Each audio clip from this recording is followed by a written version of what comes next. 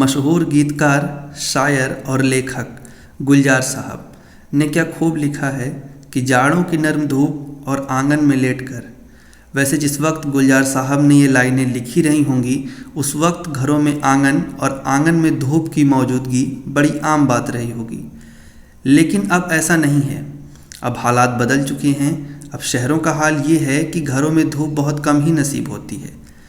अगर धूप मिल भी जाए तो आंगन का मिलना बेहद मुश्किल है। फिलहाल आंगन न मिले तो बालकनी से ही काम चलाइए, लेकिन आप जाड़ों में धूप सेकने का जुगाड़ जरूर बनाइए। नमस्कार दोस्तों, हमें बचपन से ही सिखाया जाता है कि सूर्य की रोशनी से पौधे उगते हैं, पेड़ बड़े होते हैं, यानी सूर्य की रोशनी पौधों के लिए बेहद फ़ायदेमंद है। लेकिन हमें कभी ये नहीं सिखाया जाता कि सूर्य की रोशनी हमारे लिए भी उतनी ही अधिक फ़ायदेमंद है जितनी उन पेड़ एवं पौधों के लिए है। ऐसा कहते हैं कि सूर्य का प्रकाश जब धरती पर फैलता है तो फूल खिलने लगते हैं, फल उगने लगते हैं और पौधे पेड़ों में बदल जाते हैं। यदि हम सूर्य के प्रकाश को सही मात्रा में सही स्थान पर, सुरक्षित स्थान पर ग्रहण करना सीख जाएं तो इससे हमारे शरीर की बड़ी बड़ी समस्याएं कुछ ही महीनों में जड़ से ठीक हो सकती हैं, जैसे सर्वाइकल, आर्थराइटिस, ऑस्टियोपोरोसिस, जोड़ों का दर्द, high blood pressure, attention deficit disorder, seasonal affective disorder. इसके लिए इलाज तो बहुत सारे मौजूद हैं अस्पतालों में, मेडिकल साइंस में, लेकिन सूर्य की रोशनी से ठीक करना ये जीरो कॉस्ट ट्रीटमेंट है, 100% फ्री है, सबके लिए अवेलेबल है और हाईली इफेक्टिव है। लेकिन आजकल हो क्या रहा है, हम एक इंडोर जनरेशन बन चुके हैं। इंडोर जनरेशन मतलब वो पीढ़ी जो अपना अधिकतर समय बंद कमरे में बिताती है। इससे होता क्या है कि शरीर में बहुत सारी चीज़ें बिगड़ रही हैं, जैसे हमारी हड्डियां कमज़ोर हो रही हैं, ऑस्टियोपोरोसिस जैसी समस्याएं, आर्थराइटिस, घुटनों और पीठ के दर्द जो पहले बुढ़ापे में जाकर होते थे, यानी एक तरह के एज रिलेटेड डिसऑर्डर थे, उम्र संबंधी बीमारियां थीं, वो बीमारियां आजकल की 6, 7, 8 की कक्षा में पढ़ने वाले बच्चों में भी देखने को मिल रही हैं, क्योंकि उन्हें कापी किताबों से हट करके कभी सिखाया ही नहीं गया कि सूर्य की रोशनी हमारी हड्डियों के लिए कितनी फ़ायदेमंद है, न सिर्फ हमारी शारीरिक सेहत के लिए बल्कि मेंटल हेल्थ के लिए भी बहुत आवश्यक है। साइंटिस्ट ऐसा कहते हैं कि जैसे जैसे हमारे जीवन में रोशनी कम होती है वैसे वैसे हमारे मन में उदासी बढ़ने लगती है। आइए इसको समझते हैं। डेनमार्क नाम का एक देश है। ऐसा कहते हैं कि वहाँ दोपहर के 3 बजे ही रात हो जाती है और कई कई महीनों तक लोगों को सूर्य के दर्शन नहीं होते हैं। इस नाते साइंटिस्ट ऐसा कहते हैं कि वहाँ पर जो वहाँ की अधिकतम बसने वाली जनसंख्या है वो ज़्यादातर डिप्रेस रहती है, डिसेबल रहती है, जिसे साइंटिस्ट सीजनल अफेक्टिव डिसऑर्डर कहते हैं। सीजनल अफेक्टिव डिसऑर्डर दरअसल एक तरह का एपिसोड है बाइपोलर डिसऑर्डर का। बाइपोलर डिसऑर्डर एक तरह का सीरियस मेंटल कंडीशन है और एक सीवियर मेंटल डिसऑर्डर है, एक तरह की मेंटल इलनेस है। आप तो इसको बेहद आसान भाषा में समझिए। कुछ लोग ऐसे होते हैं जिन्हें सर्दियों का मौसम बिल्कुल नहीं पसंद होता है। सर्दियों का मौसम आते ही उनका मन बिल्कुल उदास हो जाता है, शांति से बैठे रहते हैं, बॉडी एक्टिविटी बिल्कुल कम हो जाती है, कुछ करने की इच्छा नहीं होती है। इस तरह के लोग सीजनल अफेक्टिव डिसऑर्डर से ग्रसित होते हैं और हैरानी की बात तो ये है कि उन्हें पता तक नहीं होता है। उन्हें ऐसा लगता है कि ये मेरे ही मन का वहम है, मैं इसे खुद से ठीक कर लूँगा। वो समझ नहीं पाते हैं कि ये किसी भयंकर मानसिक बीमारी के लक्षण है। ये होता है सीजनल अफेक्टिव डिसऑर्डर। तो धूप में बैठने से आपका सीजनल अफेक्टिव डिसऑर्डर होने की प्रोबेबिलिटी, चांसेस कम होते हैं। अगली बात करते हैं बच्चों के ऊपर।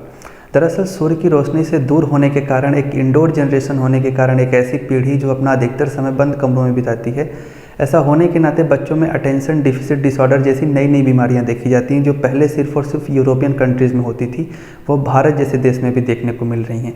इस बीमारी में क्या होता है कि बच्चे की किसी चीज़ को सीखने की और याद करने की क्षमता बेहद कम हो जाती है और हम उस बच्चे को ब्लेम करते हैं। इस नाते बच्चों को अपनी प्रकृति के साथ जुड़ना होगा, इंडोर जनरेशन से आउटडोर जनरेशन में कन्वर्ट होना होगा। उन्हें अपना अधिकतम समय जो वो इंस्टाग्राम की रील्स को स्क्रॉल करने में लगाते हैं, वो समय आपको धूप में बैठना होगा और इस तरह से आप इस प्रकार के लक्षणों से दूर रहेंगे। सूर्य की रोशनी एक ऐसी नेचुरल मेडिसिन है जिसका उपयोग हमारे पूर्वज पिछले हजारों सालों से करते आ रहे हैं, आज या कल से नहीं। दरअसल सूर्य को हमारे पूर्वज स्वास्थ्य एवं सुख का देवता मानते थे।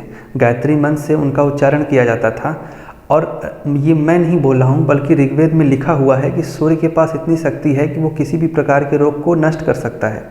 ऐसा ऋग्वेद में लिखा गया है और यही कारण है कि दुनिया भर में जितने भी योगा होते हैं, हर एक योगा की शुरुआत सूर्य नमस्कार से ही होती है। सूर्य के इतने सारे फ़ायदे हैं, लेकिन कभी इसका एक भी फ़ायदा आपको टीवी या अखबारों में सुनने को नहीं मिलेगा। इसका सीधा सा कारण ये है कि वो उन्हीं चीज़ों को प्रकाशित करते हैं, उन्हीं एडवर्टाइजमेंट्स को छापते हैं या उन चीज़ों को दिखाते हैं जिससे उनका फ़ायदा होना है, आपका रत्ती भर भी नहीं। और यही कारण है कि मेडिकल ट्रेनिंग का इसे हिस्सा भी नहीं बनाया गया है, क्योंकि यदि ये मेडिकल ट्रेनिंग का हिस्सा हो जाएगा तो ये फ्री ऑफ कॉस्ट ट्रीटमेंट है, इसके लिए वो आपसे पैसे नहीं वसूल पाएंगे। कई लोगों को ऐसा अक्सर डाउट भी रहता है कि क्या हम धूप में अगर अपने आप को रखते हैं तो हमारी स्किन में टैनिंग नहीं होगी क्या। टैनिंग दरअसल आप आसान भाषा में समझिए, स्किन में थोड़ा सा कालापन का होना।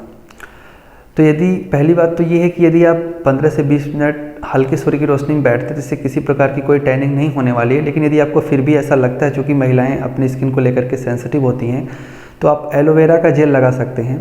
इससे किसी भी प्रकार की सनलाइट रुकेगी भी नहीं, बढ़िया से आपके शरीर में विटामिन डी का सिंथेसिस भी होगा, कोई नुकसान भी नहीं करेगा। दरअसल आज के समाज में उन्हें ऐसा इस वजह से लगता है कि स्किन की टैनिंग हो जाएगी, क्योंकि आज के समाज में एक डर का निर्माण बना दिया गया है। ये डर बनाने वाली हैं फार्मास्यूटिकल कंपनीज़, कॉस्मेटिक कंपनीज़, जो टीवी पर बड़े बड़े एड्स दिखाती हैं। इस डर का माहौल बना करके वो अपनी बड़ी बड़ी सनस्क्रीन्स बेचती हैं और भी कई सारे ब्यूटी प्रोडक्ट्स बेच ले जाते हैं। इस नाते हमें कभी भी आप उसका लेवल पढ़ कर देखिए, उस लेवल में तमाम तरह के कंपाउंड्स लिखे होते हैं, जैसे बेंजीन और भी एक आदि होते हैं। ये दरअसल केमिकल कार्सिनोजेंस होते हैं। केमिकल कार्सिनोजन यानी वे रासायनिक पदार्थ जिनके पास इस चीज़ की क्षमता होती है कि वो किसी भी व्यक्ति के अंदर कैंसर का निर्माण कर सकते हैं।